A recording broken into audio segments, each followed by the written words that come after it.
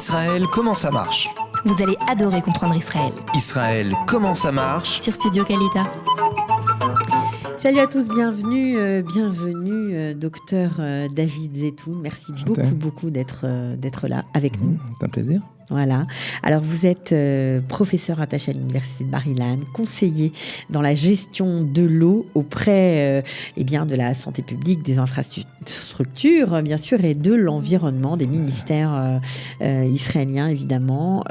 Donc, un honneur pour nous de vous avoir aujourd'hui, puisqu'on va parler de l'eau, un problème central en Israël depuis toujours, problème historique, on va dire. Oui, en effet. Eh bien, d'abord, merci beaucoup de m'accueillir. Et donc, en fait, c'est important de comprendre que le problème de l'eau est en fait une centralité qui est toujours en amont d'énormément de problèmes. Et entre autres, la première, c'est le fait que les Juifs puissent, tout le monde, les habitants, puissent vivre dans cet état. C'est la première chose. Deuxième chose, c'est que, en fait, on voit au cours de l'histoire que le problème de l'eau a été en fait le détonateur de beaucoup de conflits avec nos voisins et aussi avec les Palestiniens qui sont ici. Alors, avant de rentrer plus avant dans le sujet, une question qui me vient à l'esprit et qui est importante pour tout le monde, les aspects quantitatifs de l'eau. Combien d'eau on utilise, combien d'eau on dépense et combien d'eau on a besoin en Israël ? Alors, comme ça. Aujourd'hui, si on fait ce qu'on appelle le bilan hydrique, c'est-à-dire combien on dépense, combien on a, et on va faire deux périodes. Okay, on va faire la période avant 2010 et après 2010. Avant 2010, disons dans les années entre 2005 et 2010, la quantité d'eau qui était utilisée était de 2,2 milliards par an, tout compris. Toute forme d'eau comprise. Quand je dis toute forme d'eau, je comprends là l'eau pour l'agriculture, l'eau pour les industries et l'eau buvable. Okay. Donc, c'était en fait le plan hydrique. Quand, en fait, à côté de ça, nous avions en fait le lac du Kinéret. Quelles sont les entrées maintenant ? Oui. Les entrées, donc nous avions environ 300 millions de mètres cubes qui viennent du lac Kinéret, avec dans les années 60 le développement d'un très grand projet qui permettait d'amener l'eau du Kinéret vers le centre d'Israël et qui encore est actif. C'était comment Ben Gurion avait ce qu'on appelle le Movil Artsi. Donc on avait développé ce grand projet, c'est un des grands projets, et en fait aujourd'hui on l'utilise et il l'amène. Maintenant ce ne fait que en fait 300 000, ça fait vraiment pas beaucoup de choses, quoi. Maintenant à côté de ça, il y a quelque chose d'incroyable, c'est que Israël dès l'arrivée des nouveaux pionniers a commencé à puiser de l'eau. Nous avons aujourd'hui en fait 70% des ressources naturelles vient des puisages de l'eau. Israël est le pays qui puise l'eau le plus profondément. Même à Beersheva, qui est en fait un climat désertique, aride et désertique, eh bien, nous avons trouvé, grâce à des études géohydrologiques, qu'il y avait des sources d'eau très longues, périnables, qui en fait ne sont pas périssables, à plus de entre 1000 et 1500 mètres, et nous puisons jusqu'à là. C'est-à-dire qu'Israël a une très grande technologie de puisage de l'eau, et 70% de l'eau est arrivée. Imaginez-vous que lorsqu'on nous rappelle notre histoire, ça rappelle l'histoire de nos pères, d'Abraham. C'est peut-être pas un hasard qu'aujourd'hui je parle, puisque bien sûr, demain, dans tous les Beth Knesset, on va lire la paracha de Toldot, et là-bas, il est rappelé que le fait que notre père, Yitzhak, ait pu rester en Israël, c'est parce qu'il a commencé à puiser de l'eau, et où il a même agrandi sa maintenance sur la terre grâce à puiser de l'eau dans les nouveaux puits qui étaient à Rehovot, qui est aujourd'hui un des grands centres de recherche dans l'eau. Incroyable. Oui. Voilà.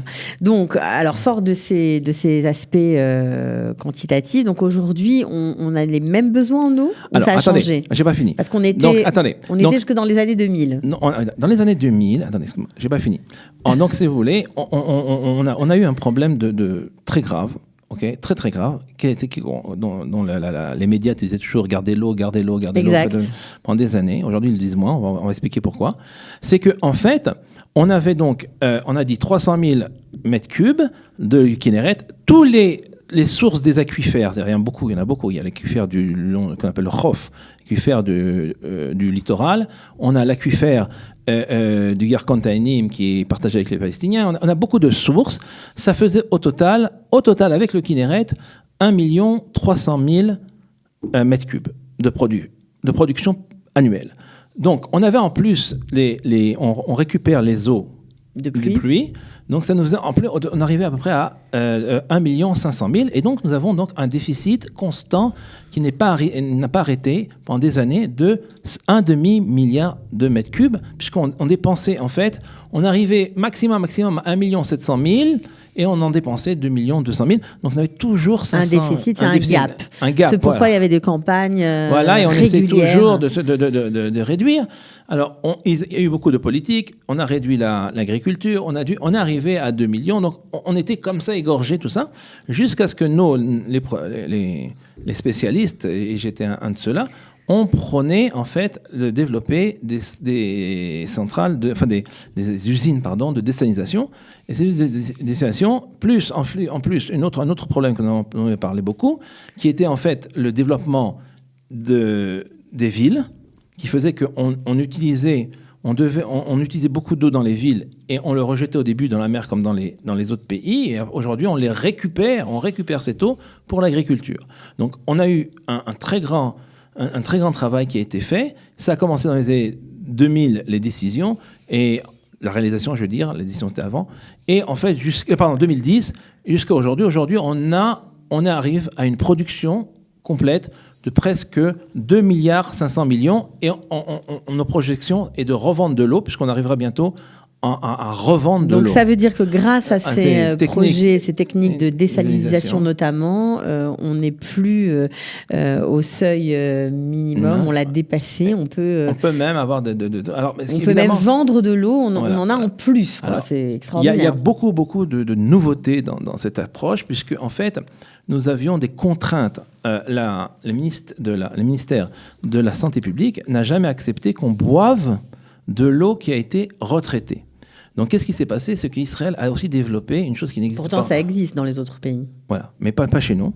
Enfin, faut vraiment détailler. Je ne vais pas rentrer dans les détails. Non, ne rentrons pas dans les détails. C'est un peu compliqué, mais nous ne sommes pas des professionnels. Voilà, nous ne sommes pas hydrologues. Voilà, ce qui se passe, c'est que ce que je veux dire, c'est qu'en fait, aujourd'hui, nous avons 3 conduites séparées. C'est-à-dire en France, il n'y a qu'une conduite d'eau. En Israël, il y a 3 conduites. Il y a une conduite d'eau potable, une conduite d'eau pour la chaklaout et une conduite pour l'agriculture et une conduite qui est pour les industries. Et cette séparation entre les types d'eau nous permet en fait d'avoir des demandes de qualité différentes. Par exemple, c'est-à-dire que de mettre moins d'énergie, comme le font les pays européens, pour avoir un niveau égal de l'eau dans tous les domaines où on peut utiliser, c'est assez intelligent comme oui, ça nous permet de réduire énormément les coûts, puisque en fait, il nous reste simplement à avoir de l'eau protégée, c'est ce qui se passe. Nous avons de l'eau protégée qui vient dans les robinets. Et nous avons de l'eau qui est à un niveau moindre, qui va à l'industrie et à l'agriculture. Et donc, ça nous permet d'avoir des recyclages qui sont à des niveaux différents. Et grâce aujourd'hui, nous avons fait ça. Nous avons un système qui tient la route. Voilà. Bah en 2 minutes, c'était ça. Non, mais c'est très intéressant parce que on ne connaît pas forcément tout ce qui se passe dans notre pays. Mais non, mais il faut savoir. Important. Non, mais il faut savoir parce qu'on parle là maintenant. Savoir que grâce à ça, l'eau potable qui reste dans nos robinets est en fait à un niveau de contrôle beaucoup plus grand. Chaque jour, il y a des centaines de chimistes qui regardent la qualité de l'eau. Parce que pourtant, le goût de l'eau en Israël a souvent été très critiqué. Alors il y a aujourd'hui une... Parce que c'est vrai que lorsqu'on ouvre son robinet en Europe et on ouvre son robinet d'eau en Israël, on n'a pas la même. Aujourd'hui, c'est parce que les canalisations, la responsabilité de l'eau est à différents endroits. Il y a la responsabilité de la production de l'eau qui est faite par la société Mekorok, c'est quelque chose qui est national, et c'est ce dont je parle maintenant. Maintenant, il y a la responsabilité de la ville, qu'il faut que les canalisations soient... C'est-à-dire que le goût de l'eau n'est pas ce qu'il devrait être, parce que les canalisations sont anciennes. Voilà. Ils sont mal Beaucoup de entretenus. fois. Et c'est C'est vrai, c'est un goût de plomb, un goût de... Oui, mais c'est parce que il faut rechanger les canalisations de la maison. C'est-à-dire, ça n'a rien à voir. C'est facile de dire c'est à cause des autres, mais si on n'a pas fait un travail dans sa maison, c'est sûr que si on a Non, mais une bon, construction... l'eau, elle arrive aussi par des canalisations souterraines. Aujourd'hui, bon, alors ça dépend. Vous avez raison. Donc, il y a aussi le problème de la ville. Les connexions de la ville, c'est un problème. Alors, vous avez tout à fait raison. Mais non, il y a une autre chose qui est par exemple à Jérusalem. Si vous avez bien à Jérusalem, alors il y a un peu de calcaire parce que les sources d'eau sont calcaires. Mais enfin, il faut savoir que c'est dans les normes. Ok. Alors, après, c'est une question de goût. Au pire, on peut boire de l'eau minérale, c'est permis. Voilà, aussi. voilà. Très bien. Voilà. Donc, le problème de l'eau, ça a toujours existé, notamment parce que nous partageons des cours d'eau avec nos voisins. Alors, Voilà. c'est vrai qu'on se sert souvent de cette question d'un point de vue politique pour nous taper dessus. Voilà. Alors là, il faut en savoir. disant que le partage n'est pas équitable, que nous volons de l'eau à nos voisins, etc.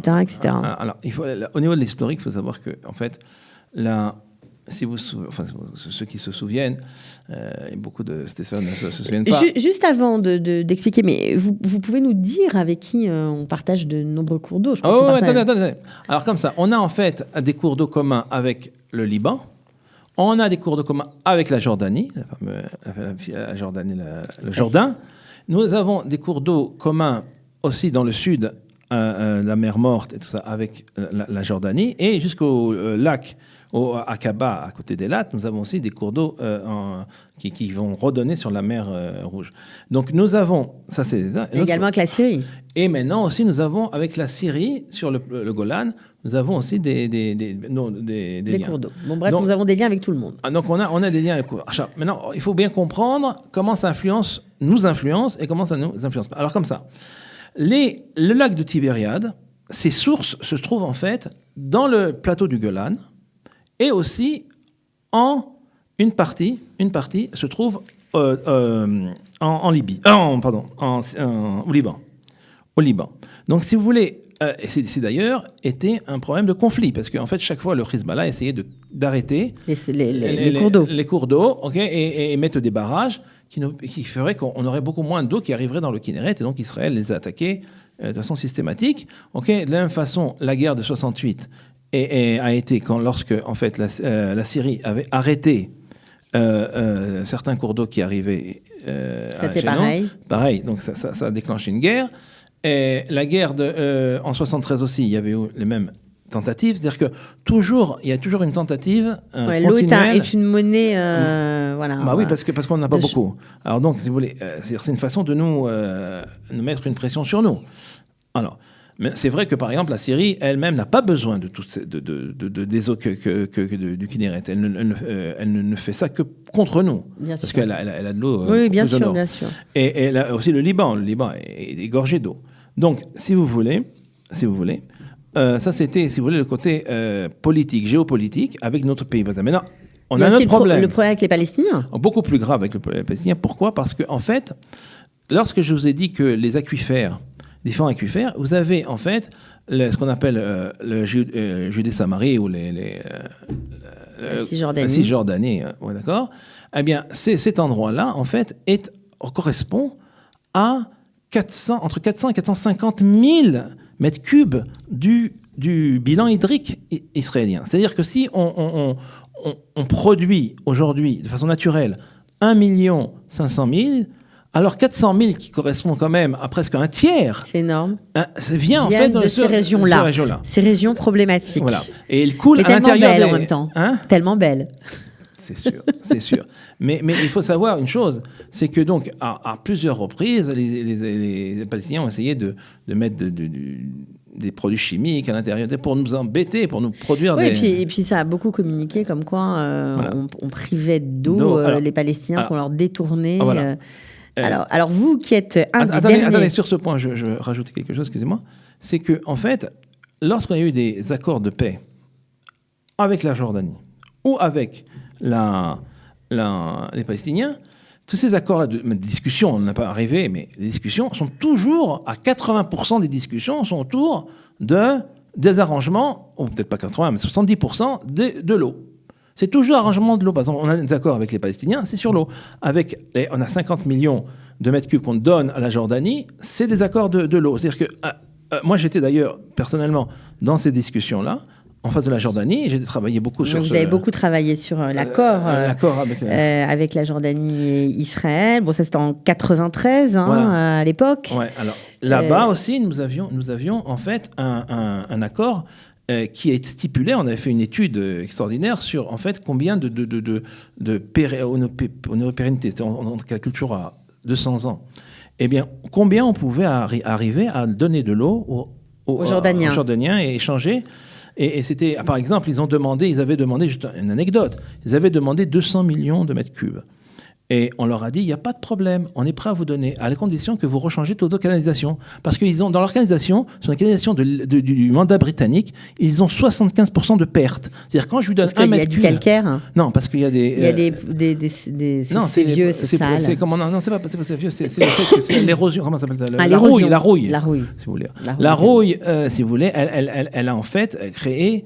que les canalisations ne font pas passer l'eau. Et la plupart coulent, c'est cool. Donc, en fait, quand vous donnez 1 mètre cube, il n'arrive qu'en fait 30%. D'accord, donc vous leur avez imposé, vous leur avez dit OK, mais vous changez, et ils ont dit non. Ils ont dit non, donc on leur a donné que 50 millions.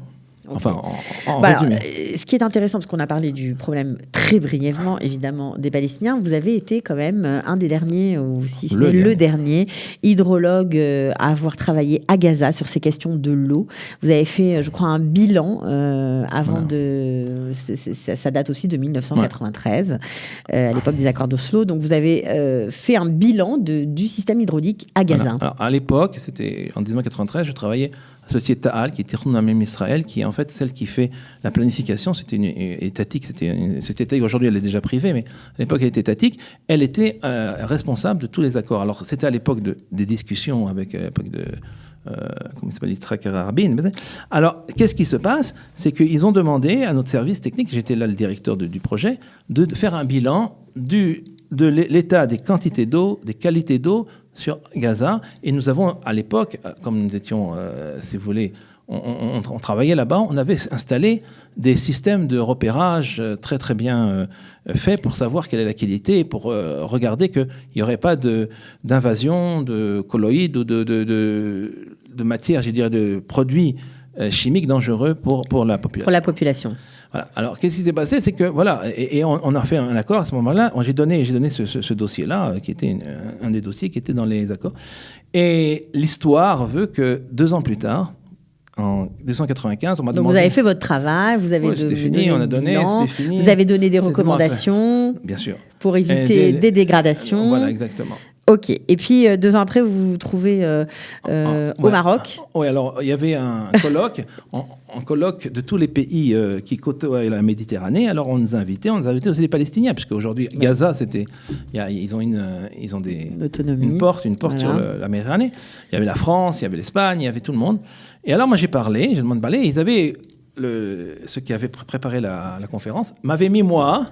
Ok, je vais donner une conférence, d'ailleurs, ça aussi, il y a plein d'histoires à raconter. Et après... Il y avait un Palestinien qui devait intervenir. Voilà, oui, qui était le directeur de l'eau. Et que vous connaissiez bien, puisque vous aviez travaillé avec lui à l'époque. Oui, je le connaissais à Gaza. de Tirnion. D'accord. Alors, vous avez étudié ensemble, alors, encore ce qui était marrant, c'était que... donc, j'ai parlé, il y avait une pause café, et puis après, il devait parler. Et la pause café, il vient en courant, il me dit, docteur Zetoun, David Zetoun, oui, tu peux me donner la carte qu'il y avait dans le fameux... dossier que tu avais fait, tu sais, en 93, donc il y a 2 ans, quand vous avez quitté... alors, je lui ai dit, Mohamed, il n'y a pas de problème, mais tu sais, c'est des données qui sont vieilles. Elles sont vieilles. Elles ont 2 ans. Elles ont 2 ans. J'imagine qu'avec tous les systèmes que vous aviez maintenant des nouvelles cartes. Pas besoin de ce que j'ai fait, moi. Alors, il vient et me dit, non, on n'a rien fait. Je dis, ah bon. Et je lui dis, mais attends, on avait laissé là-bas tout le système, 1, 2, 3, donc il suffisait que tu viennes et t'emmènes quelqu'un qui prend les trucs, qui fasse le truc. Tu sais faire ça comme moi. C'est pas besoin de... Ouais. Alors il me dit, oui, mais tout a été détruit, tu sais. Ils ont tout détruit, ils sont arrivés là-bas, ils ont détruit. Alors je dis, et qu'est-ce que tu as fait? Et qu'est-ce que tu fais? Non, parce qu'il y avait aussi des recommandations pour éviter la propagation de maladies. J'arrive. Il vient, il me dit, qu'est-ce que tu as fait? Je lui dis, il me dit, on est en train de redemander qu'on puisse refaire. Je dis, tu te rappelles ce qu'il y avait écrit dans la conclusion du dossier? Que si vous ne faites pas ça, il va y avoir des problèmes dans les égouts, dans les trucs, dans toute la ville de Gaza sera plein de microbes et les gens vont avoir des... J'avais fait le colis, le malaria, le machin. Malaria. Ouais, des... Oh. Et ben, il me dit, oui, tu as tout à fait raison. Tu avais raison. Je veux dire, tu sais. C'est ce qui s'est passé. Ce qui s'est passé. J'étais terrifié. J'étais terrifié. Je lui dis, il est temps que vous commenciez à prendre en charge. Et c'était un peu le problème. Il y a beaucoup de problèmes comme ça. Maintenant, j'espère qu'ils se sont pris en charge parce que j'ai aucun contact avec tous ces gens-là. Vous n'avez plus de contact avec eux. Non, mais enfin, c'était. Bon, en tout cas, pour la petite histoire, vous lui avez quand même donné votre carte. Vous avez été beau joueur. C'est vrai. Mais je lui ai demandé qu'il le dise que c'était moi qui lui ai donné. Ouais, il l'a fait. Oui, bon, ok. En tout cas, voilà. Donc, le problème de l'eau, on imagine que vous en savez tellement, vous en avez fait tellement des projets. Vous avez été. Ben oui, ça c'est sûr, vous nagez en plein. On pourra en parler encore pendant longtemps, mais on fera sûrement une autre émission, sur le thème. Merci beaucoup en tout cas d'être venu jusqu'à nous. Merci, au revoir. À bientôt. Israël, comment ça marche? Vous allez adorer comprendre Israël. Israël, comment ça marche? C'est tout de suite sur Studio Kalita.